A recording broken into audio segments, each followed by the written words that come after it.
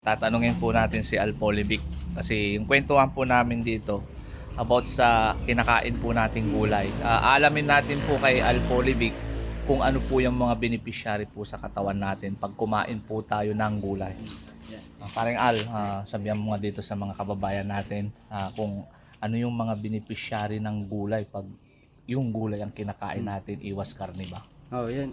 Ako, nakikita nyo sa sarili ko na gwapo, maganda yung pangatawan, makikita nyo yung payat, muscle yan, walang taba. Tas malakas, mabilis kumilos. Yung paghatak, malakas din. Ano, yan, makikita nyo, 23 years old ako, yung iba na pagkakamalan akong 18 pa, ganyan. Yan, ang gulay, prutas at pagkain ng kanin. Tas ang inumin is yung tubig, gatas, mga prutas na inumin, ano pa, kape, once a day lang yun. Tas yung soft drinks, pang acid lang, kapag kailangan ng acid, para di maduwal, di masuka. Okay. Yan ang ginagawa ko 100%. Totoo yan. Kasi nung dati, kumakain ako ng karne, marami akong tigyawat, yung may mga taba-taba ko, may mga butil-butil, ganyan. May time na pumasok sa isipan ko na yun, na gulay, prutas at Gulay prutas ang dapat kainin para umabang buhay. Sa palagay mo, Alpolivic, mga ilang taon ng pamumuhay mo hanggang saan ang aabutin? tingin ko pwede akong umabot ng 150 years. 150 years? Sana ko. Pero kung sa inyo, kung gusto niyo mahaba yung buhay, hindi mabawasan yung buhay, mas mainam na kainin gulay, prutas at isda. Tapos tamang exercise, kilos sa bahay, ganyan talaga. Tapos yung pagkilos din, tamang 100% na mabuting kilos. Walang gumugulo sa isipan na masasama, pakalinis. Yan, nakikita sa pagsasalita ko, para hindi siya nag-play-pinch, hindi siya nalilito, malinis. Yan ako. Tulad ng mga kasabihan nila alam mo yung mga matatanda natin, mga ninuno kasi tapos mga magulang natin na nasa wastong edad na hanggang tumanda sila, yun talaga yung minumungkahi nila, yun yung parang train nila sa mga anak nila. Dapat much better na kumain tayo ng mga gulay, prutas kaysa mga karne, di ba? Karne. Tama. Kasi doon din natin may iwasan yung mga samut-sari na pagkakaroon natin ng sakit sa ating katawan. So tama naman yun kung sinabi mo na kahit kami gusto rin namin talaga gulay, prutas. Pero minsan kasi hindi namin rin maiwasan kumain ng meat, lalo na yung mga red meat na alam mo na.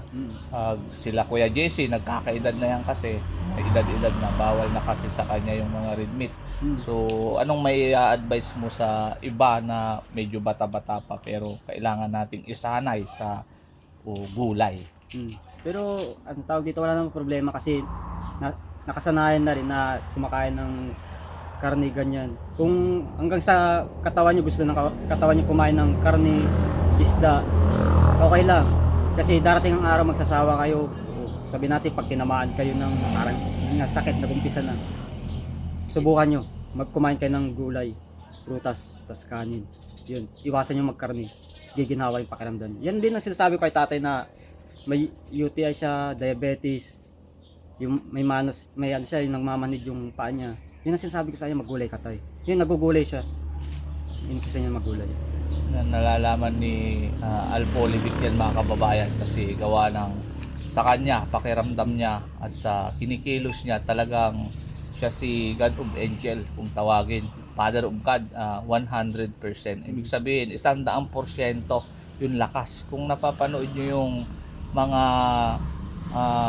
cartoon characters dyan like Son Goku, sila Vegeta, talagang umuubos ng 100%. Parang ganun yung pakiramdam ni Alpolivic sa kanyang katawan. Yung katawan niya punong-puno, mga kababayan, ng enerhiya. Yan si Alpolivic. Kung titignan nyo, talaga malusog. Sabi nga niya nung una na nagsalita siya, nandyan yung kapugihan, gwapo, tapos makisig yung pangangatawan, hindi taba yung nakikita natin sa katawan niya. Laman-laman kasi gawa nung kinakain niya po madalas ay gulay. Yun si Alpolivic. Tanungin mo rin, Bostax, yung kung gaano siya kagwapo gaya ng unang sinabi niya.